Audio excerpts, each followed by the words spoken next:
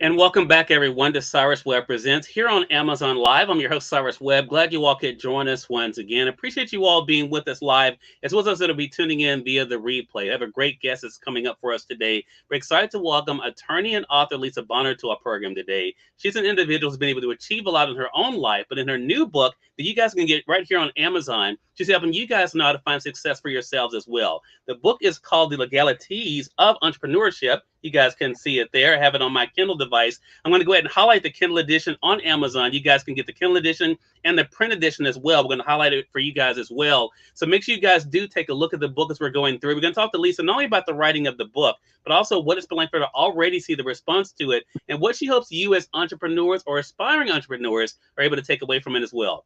Lisa, thank you so much for the time. Really appreciate it. Hi, thank you for having me. So, Lisa, I was saying to you before we went on here, you begin the book literally by saying people have been asking you, when are you going to write a book? And you would say to them, when I feel like I have something to say. So talk to us about the legalities of entrepreneurship and how it kind of plays into what you want to be able to say. Well, gosh, I laid it all out there in the book. I'm so excited to be able to kind of codify and put all of this knowledge for entrepreneurs into one easy to read format. And that was really what I was trying to go for. But I also felt I needed to inspire people. And, reading is great, but when you're reading legal text and stuff about business, it gets a little monotonous and droning. And I think my personality is anything but in the way that I talk and the way that I live my life. And I just really wanted to be able to impart some of the knowledge that I had gained over my years, not only as an entrepreneur, but as an adult and going through, the work-life balance situation. And so I really was excited to write this and to try and give you the knowledge in one area, but also kind of level it out and balance it out with some wellness and ways to elevate your business and keep it excellent. So that's what I'm right for.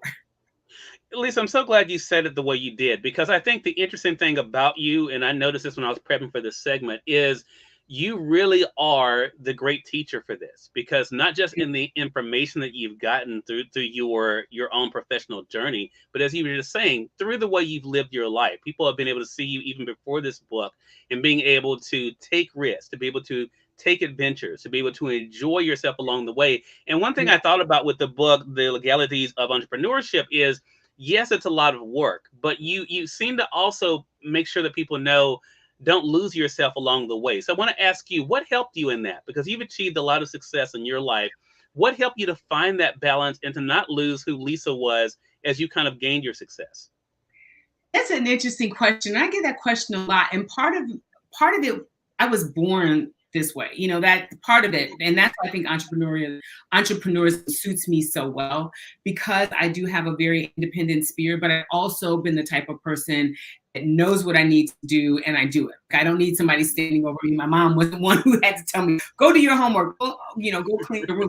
I knew that was stuff that had to be done. Tell me once and I'll do it, So, but in terms of, just living my life and taking risks and just, I feel like wherever you go, there you are, right? So if you're miserable in point A, you're going to be miserable in point B. So I feel as though it's up to you. You are the captain of your fate. You are the master of your soul. Like, Ernest Holmes says in Invictus, and I put it in, I put a small portion of that in the book. It's so true. And it's up to you to really take control of your life and play the hand you're given and make the best of it. I mean, like I said, listen, I thought my life would have been something completely different, right? I'm divorced, no kids, and I'm fine with that. That's the way my life played out. And, some of my married friends with kids look at me and traveling the world and they're like, girl, I wish I could do that. And I'm like, well, it's a trade-off. So I just feel like, you make the best of what you have and never settle for second best. And that's just the way that I live my life. Yeah. Well, the reviews for the book have already been coming in there on Amazon. I added mine last night and went live this morning, Lisa. And what I thought was, when I was reading the book again and thinking about my chat with you, is that I love the fact that you make this realistic. I think a lot of times the word entrepreneur, right? It sounds, just so great and so grand, and people, that's what they aspire to be. But one thing I mentioned in my review that you really lay out in the book is that there's a lot you need to make sure that you've done when it comes to dotting your I's and crossing your T's. Talk to us about what it's been like for you to demystify the way people look at entrepreneurship and the importance of making sure, as the title alludes to of your book, that they're taking care of themselves legally. Well, oh boy, that's a good question. How did I take some of? I would think that the way that I write a lot. I try to write the way that I speak, because I've spent my entire legal life. I'm going in my 26th year of practice. I know I'm dating myself, but that's okay. Sure. But I've spent my entire legal life breaking down complex legal issues into bite-sized pieces so the average person could understand, because that is my clientele base, right? The average person. If they don't understand, just like I don't understand, and I need help understanding, if I get an x-ray or blood work done or a mechanic work done, I need that broken down to me in the way that I speak. Like Denzel Washington said, explain that to me like I'm a 6-year-old, right? And so that's what I try to do, especially like I said before, because these topics are so dense, right? And because they're so complex.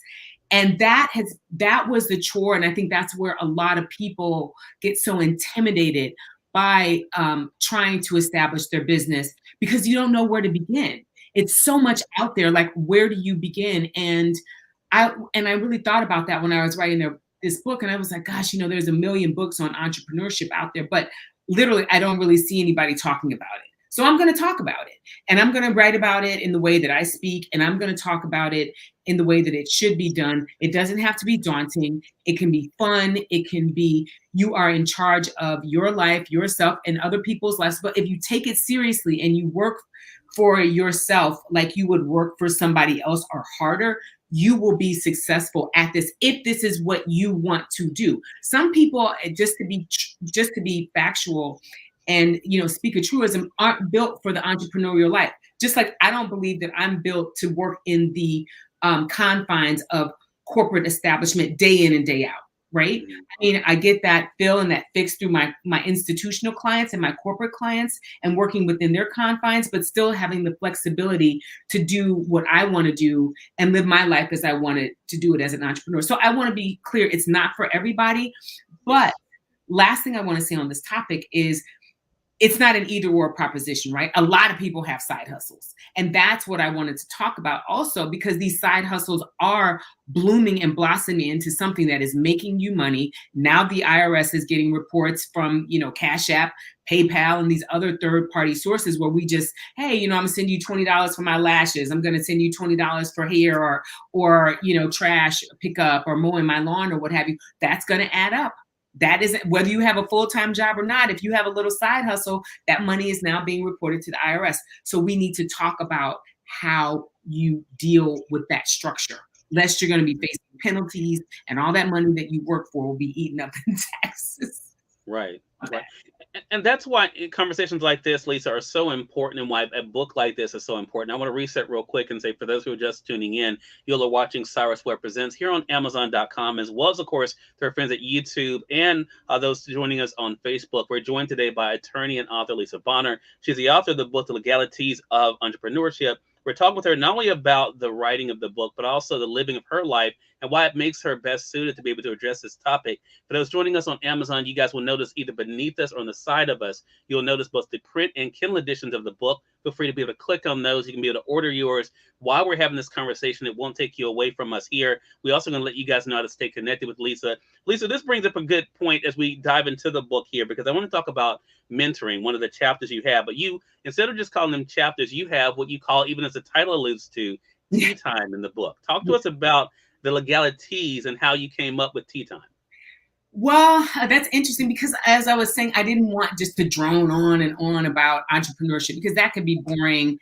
That could be, it's not something that anybody wants to sit here and talk about, right? Nobody wants to sit here and hear me talk about establishing your business, your trademark, and blah, blah, blah, blah, blah, blah, blah, blah, all the stuff that you have to do, that you need to do.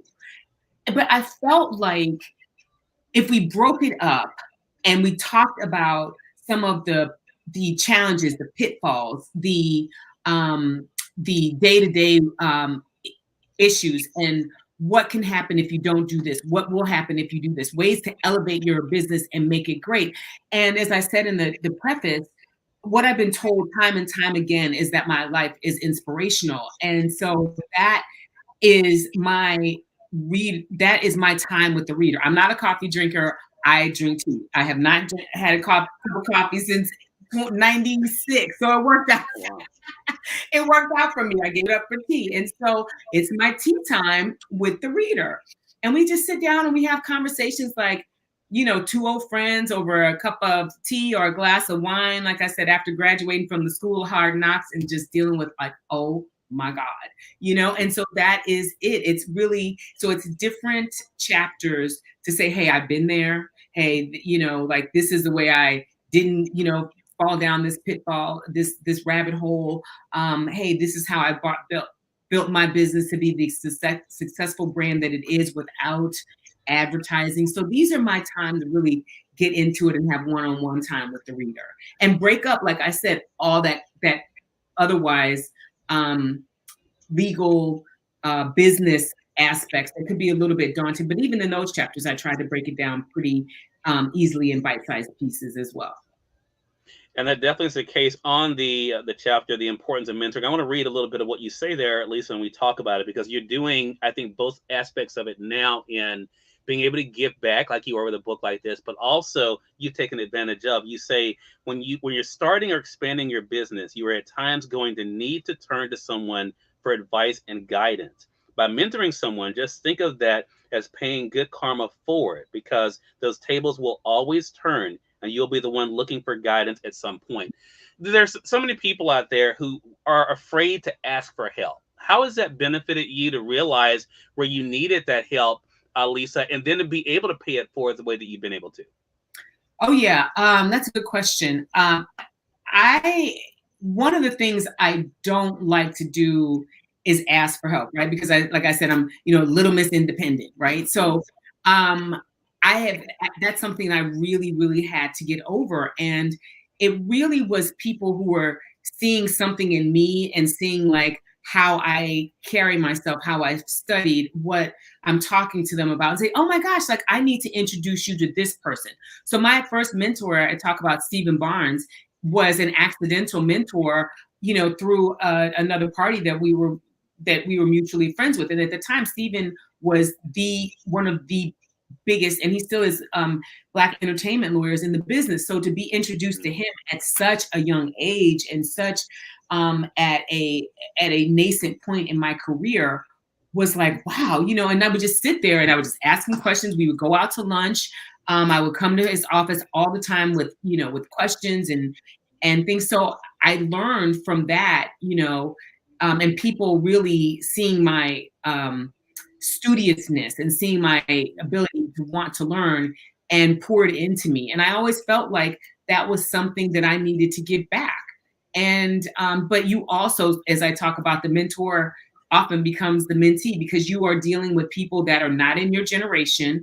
They know, like these Gen Y and these millennials, they know a lot of things that we, you know, don't know. I mean, in terms of just apps and, you know, it just, listen, it's just a fact, right? And so we learn from them as well. So, and I also was became, you know, mentored by one of my mentees. That's how I got into travel writing, was through one of my mentees that I talk about in the book. Give back, it comes full circle. It's karma. It does. Yeah, and I think in such a good way, and I love the fact that as you kind of talk about, and you know, speaking of karma, you give some examples even in that chapter about that, about those turning of the tables, and you know that brings up another point though, Lisa, as we're having this conversation, because there's a lot for us to learn. There's a lot for us to do outside of growing our business or thinking about growing our business. Another thing that you kind of talk about is the company that we keep. And I think it's so important. I've learned this, especially more so online than offline, because I don't really go a lot of places. But online, being so careful about what you're allowing in your space. Talk to us about that and that wisdom you've been able to share about who you're surrounding yourself with and how that impacts you and your business and your own personal growth. Well, I mean, we know that old adage, birds of a feather, right? Yeah. And so I think it's in there. There's another adage that says, "Hey, you want to know, where will you be in 5 years? See who, look at who your friends are, and you never want to be the smartest one in the room. If you are, you need new friends, or you need a new room." And so I surround myself with like-minded people because, and just like if you eat something, you ingest something that it's just not right for you. It's not gonna stay in your body long. You might expel it somehow. Same way with friendship, right? You are you get into a friendship with somebody, and if you guys realize that you don't have similar interests, or that person is an energy sucker, that is something that and doesn't pour into you, doesn't reciprocate, then it's cool. Listen, it's all right. Everybody doesn't need to be friends, and there's a lid for every pot. So at the end of the day, it's people that you gravitate towards naturally. Like my book is, I go through chronologically in my acknowledgments, people who, and I didn't even get it to tap into so many people, or I felt like I would have had another 20 pages, but I go through chronologically people that have been in my life consistently. And I've got best friends from when I was 7, my lifetime friends, as adults, I met in college and in my early 20s. And these are still my best friends to this day. I'm godmother to their kids. I'm Auntie Lisa, so, and these are people who we are all of similar substance. Doesn't matter, economic background or intellect or anything like that. It means similar substance. Good people, studious, industrious people, honest people. I remember I was on a date with a guy one time, and he told me that he in college and that he cheated on this test. And I was like, and it was the way he said it. It was like, oh, and I was like, it was not only he cheated, but that he kind of like, it was something pretty, horrifying to me. And I was like, that's not something I would be.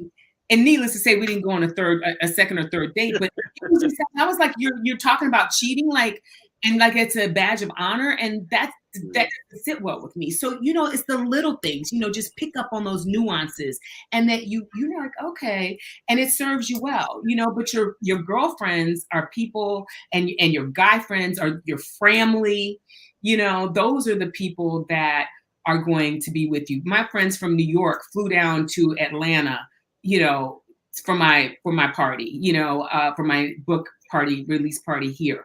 Some of them have been to like the 3 or 4 parties that I've had, so these are people that you want in your corner. You just like-minded people. Such a great point. And I hope our audience gets that, because it really is about that. And I think too, realizing that you have to be able to control that, especially if you're trying to grow, not only as we're talking about here, Lisa, professionally, but also personally as well. Absolutely. The last point I want to mention from the book, the Tea Time, is on that point, that I have a hashtag. Not me, but I've quite often hashtag everybody can come. It's okay. As you elevate, your circle gets smaller, and that's okay, because it's about quality, not quantity, and that's what's most important. Such a great point. The last tea time I want to talk about, Lisa, is flexibility. Flexibility is key, is the chapter. And I want to read something that you wrote there, because I think, again, it is a great thing for all of us as we're talking about growing, thinking about our business, but also learning. A big part of this conversation we're having here. You say this: listen, in life, we are not going to win at everything we do. Bill Gates and Steve Jobs weren't successful on their initial endeavors right out of the gate. If you are passionate about your project or service, try again. But try again after you have done your research on why the business didn't work. Then retool, restructure, or release it from there. There are so many people who, when things don't work, Lisa, as you know, I know people who they just give it up. They're like, okay, someone has told them it wasn't going to work. Then when it doesn't work that way, they just give up on it. How important has that been for you to realize, the saying is timing is everything, but to realize some things are about timing, but other things are about taking in more knowledge and refocusing and trying it again? A lot of it. I mean, as I said, with globalization has changed the way that we do business, right? So when you started out with your business plan, it might have been one thing. Only by the time it gets to the investor stage, a couple of years later, it's outdated. I was watching Shark Tank last night. I love that show, and I talk about. I mean, I rewatch Shark Tank all the time, and whenever it's on. And I was watching something about, and they had this luggage company that they were going to invest in, and when I pushed on the information button, it was in like 2017. But they said we have trackers in our luggage, and we have a built-in, charger, and blah blah blah. And okay, so that was a couple of years ago. Now look, they have AirTags. They have, Away came out with the plug, 3 or 4 years, longer than that. So my point is that that's a great example about how things change so quickly. And so your business may have looked great, and it may have been a necessity at one point, but we're not the only ones thinking of these great ideas. And that's where, the patents and the trademarks and the copyrights come into play, right? Because of the fact that there are no new ideas, right? And so somebody has probably thought of it.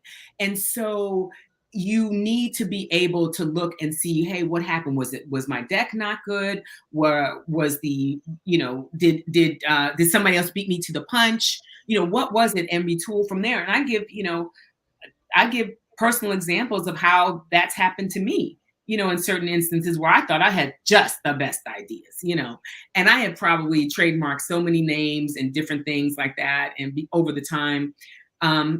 And listen, you just retool and be flexible. So that's important. Yeah.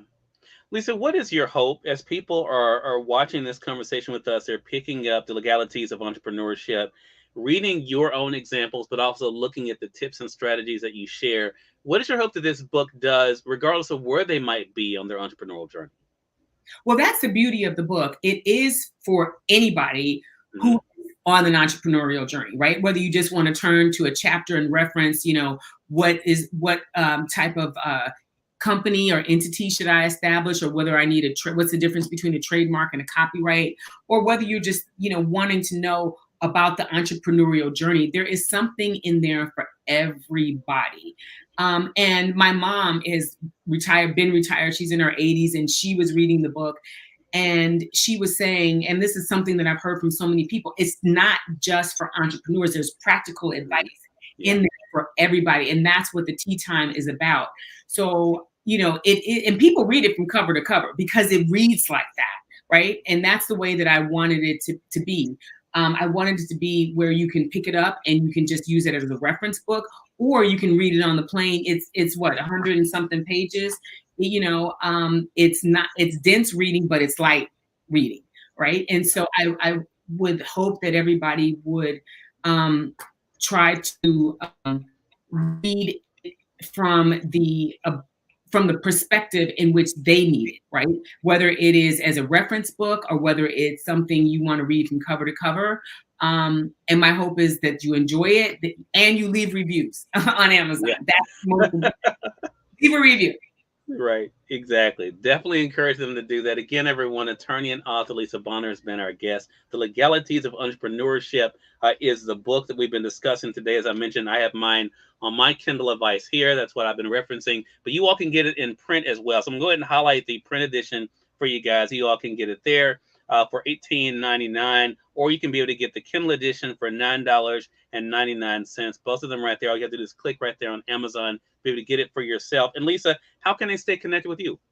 They can find me on LinkedIn, Lisa Bonner, Esquire, or you can find me on, not so much active on Twitter, but I am active on Instagram and more so in the stories. I post every now and then, but I have stuff to say, and it's so you please follow me at Lisa Bonner on Instagram. You can find more information about me at lisabonner.net or at my law firm, Bonner Law PC. So thank you, Cyrus. This was very insightful, and I enjoyed, talking with you and your questions. Well, thank you. I appreciate that. Definitely want to shout out our friend Don Hardy of Dream Relations. Yes, the chat with us for today. Yeah, and your friends, wonderful. Yeah, Yeah. definitely. And we thank all of you for tuning into this episode of Cyrus Webb Presents. Until next time, you all make it a great one. We'll talk to you soon. Take care.